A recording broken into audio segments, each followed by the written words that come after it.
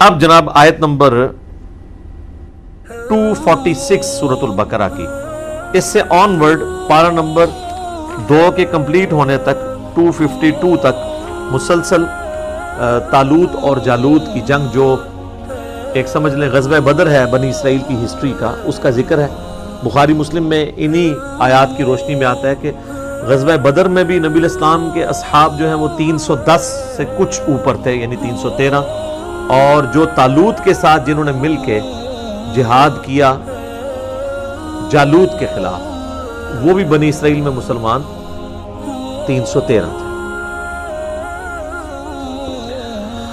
الم تر الی الملأ من بنی اسرائیل من بعد موسیٰ، کیا تم نے نہیں دیکھا اس گروہ کو جو بنی اسرائیل سے تھا موسیٰ علیہ السلام کے بعد، یعنی وہی جو میں نے بتایا سرائے سینا میں جن کی وہ پوری پرورش ہوئی، ایک ان کے یعنی آباء و اجداد تھے اور ایک یہ لوگ تھے، اور اس کے بعد پھر 12 قبائل سے حکومتیں بنی، پھر کافروں نے ان پہ حملہ کر کے بنی اسرائیل کی 12 حکومتیں بھی ختم کر دیں، پھر دوبارہ زوال کا ان کے اوپر پیریڈ شروع ہو گیا۔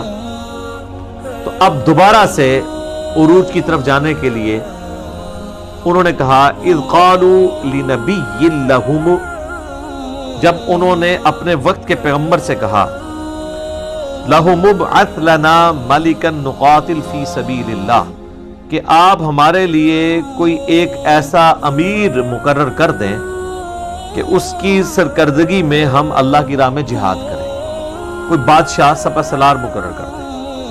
اب یہاں سوال پیدا ہوتا ہے کہ یہ وقت پیغمبر کیوں نہیں سپہ سالار بنا؟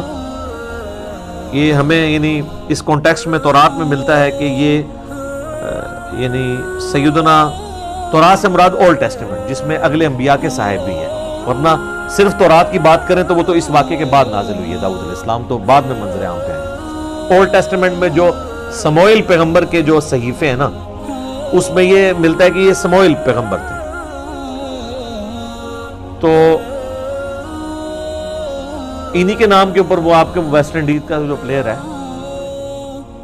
سیمیل، تو یہ کرسچنز کے ہاں یہ نام چلتا ہے بنی اسرائیل کی ہسٹری میں، ہم اسے سموئیل کہہ دیتے ہیں اردو کے اندر۔ تو وہ جو سموئیل پیغمبر تھے وہ کافی بوڑھے ہو چکے تھے، تو ان کو کہا گیا کہ آپ کوئی مقرر کریں۔ ہمارے نبی علیہ السلام کے کیس میں بھی آپ دیکھیں، آپ علیہ السلام تو چند ایک میدان جنگ میں سامنے آئے نا، ادروائز آپ علیہ السلام خود تلوار لے کے تو میدان جنگ میں نہیں آتے تھے۔ صحابہ کرام تو یہ رسک نہیں لیتے تھے کہ آپ صلی اللہ علیہ وآلہ وسلم کو فرنٹ پہ لے کے آئیں، وہ تو آخری وقت تک، ایون غزوہ بدر کے موقع پہ بھی آپ کا خیمہ تو پیچھے لگا ہوا تھا، وہ تو احد کے اندر بھاگدڑ مچ گئی تو کافر نبی علیہ السلام تک پہنچے، وہ ایک ایکسیپشنل کیس تھا۔ اس طریقے سے غزوہ حنین کے موقع پہ چونکہ 12,000 کا لشکر ہی تتر بتر ہو گیا، تو نبی علیہ السلام تو چونکہ لیڈر تھے تو آپ نے فرنٹ سے لیڈ کیا اور خود آگے گئے، اور پھر قرآن میں آتا ہے بس ایک مٹھی پھر آپ نے کنکریوں کی پھینکی تھی، وَمَا رَمَيْتَ اِذْ رَمَيْتَ وَلَكِنَّ اللَّهَ رَمَى، تو وہ سارے کے سارے اندھے ہی ہو گئے سامنے۔ تو یہاں پر وہ پیغمبر بوڑھے ہو چکے تھے، تو ان سے ریکویسٹ کی گئی کہ آپ ایک کوئی ینگ سا سپہ سالار ہمارے لیے مقرر کریں، ہم اس کی سرکردگی میں مل کے تو دوبارہ سے اپنی کھوئی ہوئی جو سرزمین ہے شام کی وہ حاصل کر لیں۔ تو اب وہ پیغمبر کیا کہہ رہے ہیں، ظاہر ہے ان کی مینٹیلٹی کو تو سمجھتے تھے نا۔ قال هل عسیتم ان کتب علیکم القتال اللہ تقاتلوا، ان کا ایسا نہ ہو کہ میں اللہ سے ریکویسٹ کروں اور وہ کوئی مقرر کر دے قتال تمہارے اوپر اور پھر تم قتال سے ہی منکر ہو جاؤ، کیونکہ تمہارے بزرگوں کی بھی پیچھے ہسٹری یہی ہے، یہی کیا تھا نا انہوں نے، حضرت موسیٰ علیہ السلام کو بھی چٹا جواب دے دیا تھا، تو وہ ان کے ذہن میں ہسٹری تھی۔ قالوا وما لنا الا نقاتل فی سبیل اللہ، وہ کہنے لگے کہ یہ کیسے ہو سکتا ہے بھلا کہ ہم جہاد سے منکر ہو جائیں۔ وقد اخرجنا من دیارنا وابنائنا، جبکہ ہمیں ہمارے گھروں سے نکال دیا گیا، ہماری اولادوں سے ہمیں محروم کر دیا گیا، ان پہ اتنے ظلم ہم پہ کافروں نے کیے ہیں، تو اب تو ہمارے پاس کوئی اور چارہ ہی نہیں ہے کہ ہم اپنی سرزمین دوبارہ سے حاصل کریں۔ فلما کتب علیہم القتال، جب ہم نے ان پر قتال فرض کر دیا. تولوا الا قلیلا منهم، تو سب کے سب منہ پھیر گئے بجز چند لوگوں کے. واللہ علیم بالظالمین، اور اللہ تعالی خوب جانتا ہے ظالموں کو. یعنی کون سے مخلص لوگ تھے اور کون سے لوگ مخلص نہیں تھے، اللہ تعالیٰ خوب جانتا ہے. وقال لهم نبيهم ان الله قد بعث لكم طالوت ملكا. تو جناب دعا تو خود کروائی تھی، تو پھر اللہ نے اپنے وقت کے پیغمبر کو وحی کی، تو وہ ان کے نبی نے ان سے کہا کہ بے شک اللہ تعالیٰ نے طالوت کو تمہارا بادشاہ، تمہارا سپہ سالار مقرر کیا ہے. قالوا انا يكون له الملك، وہ کہنے لگے کہ کس طرح اس کے ہمارے اوپر وہ امیر مقرر ہو سکتا ہے، علینا ہم پر، ونحن احق بالملک، جبکہ ہم زیادہ جو ہے وہ امارت کے حقدار ہیں کہ ہم جو ہے وہ امیر بنے، منہ اس سے، ولم یؤت سعۃ من المال، اور اسے نہ تو مال میں کوئی وسعت دی گئی ہے. یعنی وہ کہنے لگے نہ تو اس کا حسب نسب اس اعتبار سے کوئی ہمارے والا کوئی اعلیٰ ہے اور نہ اس کے پاس مال ہے، تو وہ کیسے طالوت جو ہے وہ ہمارے اوپر امیر مقرر ہو سکتا ہے. قال ان اللہ اصطفاہ علیکم، تو وہ پیغمبر نے جواب دیا کہ بے شک اللہ تعالیٰ نے اسے تم پر چن لیا ہے. وزادہ بسطۃ فی العلم والجسم، اور اسے تم پر فوقیت دی ہے جسم کی کشادگی میں بھی اور علم کی بھی. علم کا ذکر پہلے آیا، علم بھی اس کا تم سے زیادہ ہے اور اس کے اندر طاقت بھی زیادہ ہے. ظاہر ہے وہ اب میدان جنگ کی باری آ رہی ہے، تو پھر ایسا بندہ چنا جائے گا نا جو علم اور جسم رکھنے والا ہو. واللہ یؤتی ملکہ من یشاء، اور اللہ تعالیٰ جسے چاہتا ہے اپنا ملک عطا فرماتا ہے. واللہ واسع علیم، اور اللہ تعالیٰ وسعت والا اور علم والا ہے. وقال لهم نبیہم، اور ان کے نبی نے ان سے کہا ان آیت ملکہ ان یأتیکم التابوت فیہ سکینہ، کہ یہ جو طالوت کی بادشاہی ہے اس کی نشانی اللہ کی طرف سے یہ ہے. یعنی تمہیں اگر شک ہو کوئی معاذ اللہ میں نے تم سے کوئی غلط بیانی کی ہے، تو اللہ تعالیٰ نشانی کے طور پہ کہ اللہ تعالیٰ کی تائید اس کو حاصل ہے، اللہ تعالیٰ تمہیں تابوت سکینہ واپس لوٹا دے گا. وہ تابوت جس میں تمہارے لیے سینوں کا سکون ہے، من ربکم، تمہاری رب کی طرف سے. وبقیۃ مما ترک آل موسیٰ وآل ہارون، اور اس میں موسیٰ علیہ السلام اور ہارون علیہ السلام کے چھوڑے ہوئے تبرکات بھی موجود ہیں. تحملہ الملائکہ، جسے فرشتے اٹھائے ہوئے لائیں گے. ان فی ذالک لآیہ، اس میں تمہارے لیے ہوگی نشانی، لکم، تمہارے لیے، ان کنتم مؤمنین، اگر واقعی ہی تم ایمان لانے والے ہو، بات ماننے والے.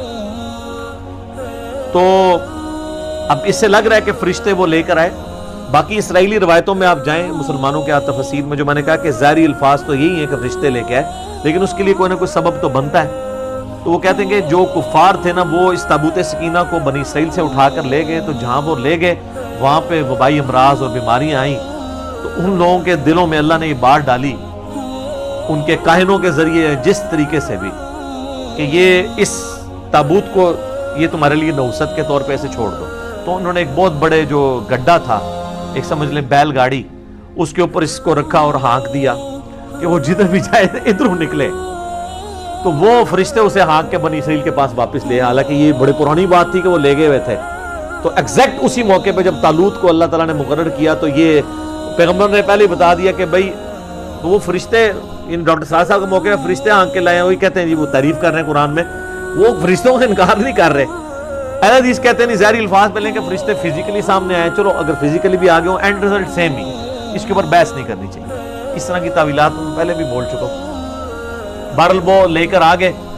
اس میں کیا تھا؟ حضرت موسیٰ علیہ السلام کا عصا تھا، جو آج کل یہ پھر دوبارہ سے کہہ رہے ہیں ہم، یعنی بیت المقدس کی توسیع کے اعتبار سے وہ کہہ رہے ہیں اس میں نیچے تہ خانوں کے اندر تابوت سکینہ موجود ہے. تابوت سکینہ پہ میرا الگ سے ایک کلپ ریکارڈڈ ہے، آلموسٹ 5 لاکھ کے قریب یوٹیوب پہ لوگ دیکھ چکے ہیں. آپ تابوت سکینہ لکھیں یوٹیوب کے اوپر، وہ ویڈیو کھل جائے گی. آج میں اتنی ڈیٹیل میں نہیں جاؤں گا، بس موٹی موٹی بات کر رہا ہوں. تو اس میں عصا موسوی تھا، وہ آج اگر یہودی حاصل بھی کر لیں تو وہ کچھ کر تو نہیں سکتے، وہ حضرت موسیٰ کے ہاتھ میں ہی تھا موجود۔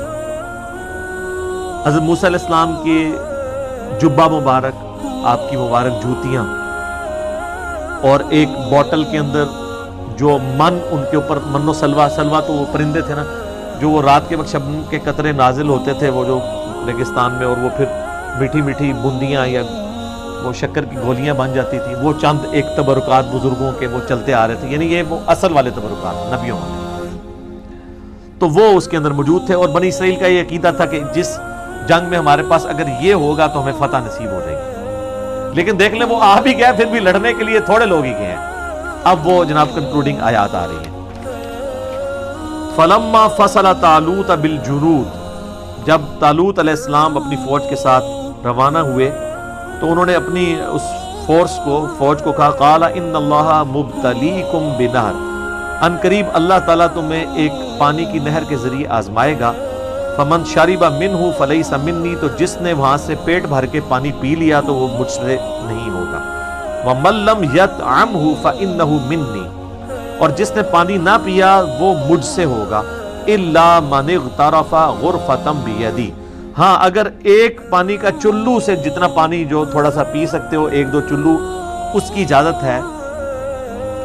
ظاہر ہے وہ اتنا ٹف سفر کر کے آئے تھے اور پیاس سخت لگی ہوئی تھی، اب وہ اگر اونٹوں کی طرح پانی پینا شروع کر دیتے تو آگے جنگ انہوں نے کیا لڑنی تھی؟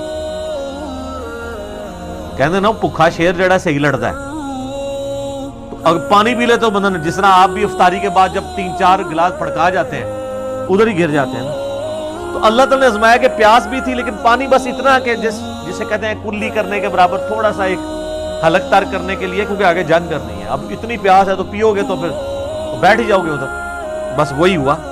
فَشَرِبُوا مِنْهُ إِلَّا قَلِيلًا مِنْهُ، تو اکثریت نے پانی گھٹا گھٹ پی لیا، چند لوگوں نے، اور وہ بخاری میں آتا ہے 313 لوگ تھے، جس طرح صحابہ بدر 313 تھے، انہوں نے جو ہے نا وہ، لیکن وہ 313 نہیں پھر کایا کلب کر دی۔